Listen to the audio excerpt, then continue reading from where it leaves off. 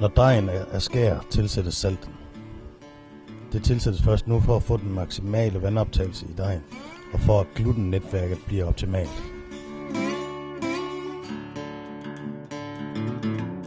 Når vandet tilsættes lidt efter lidt ved høj hastighed, piskes der små luftbobler i dejen, og dejen kan optage mere vand.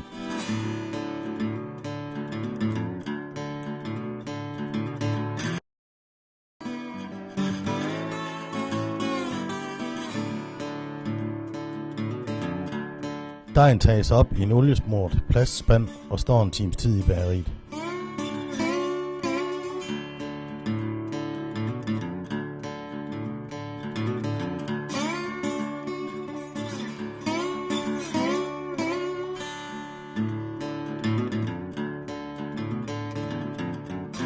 Dejens 4 sider vendes ind over midten.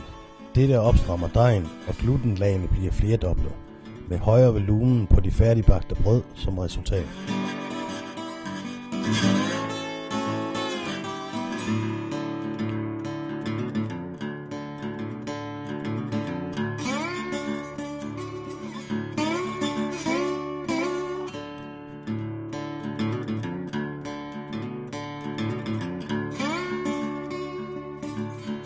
Dejen vendes ud med rigelig mel på bordet.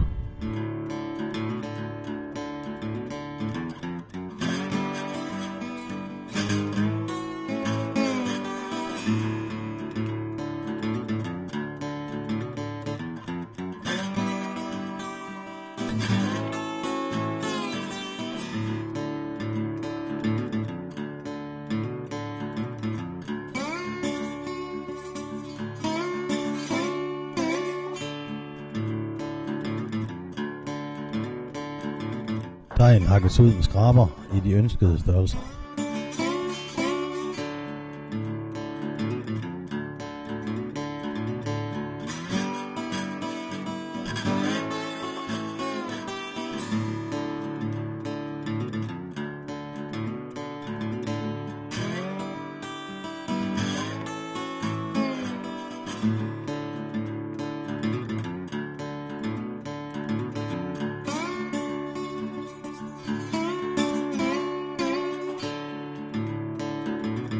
Her laves twistflyt af ca. 300 gram.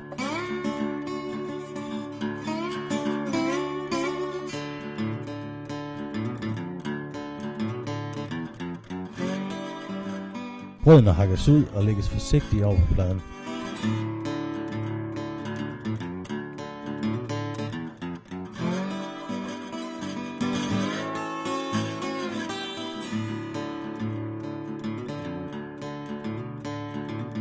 Hjulene laves ligesom twistflyt, men de drejes bare rundt i stedet for.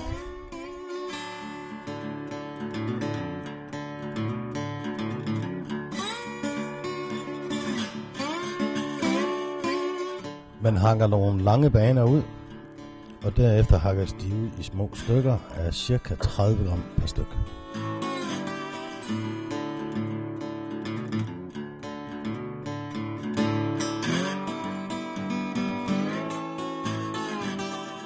Her hakkes brød ud til sandwich på ca. 150 gram.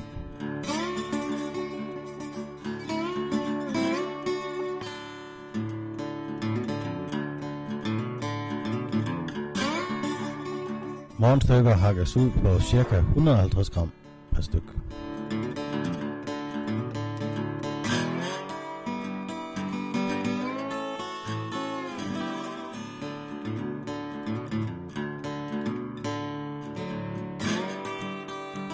Brødene tørraskes i ca. 20 minutter.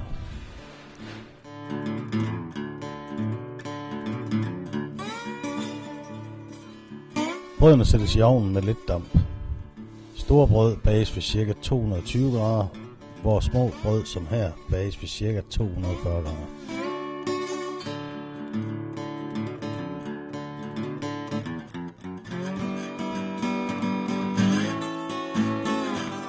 Her ses de færdigbagte brød.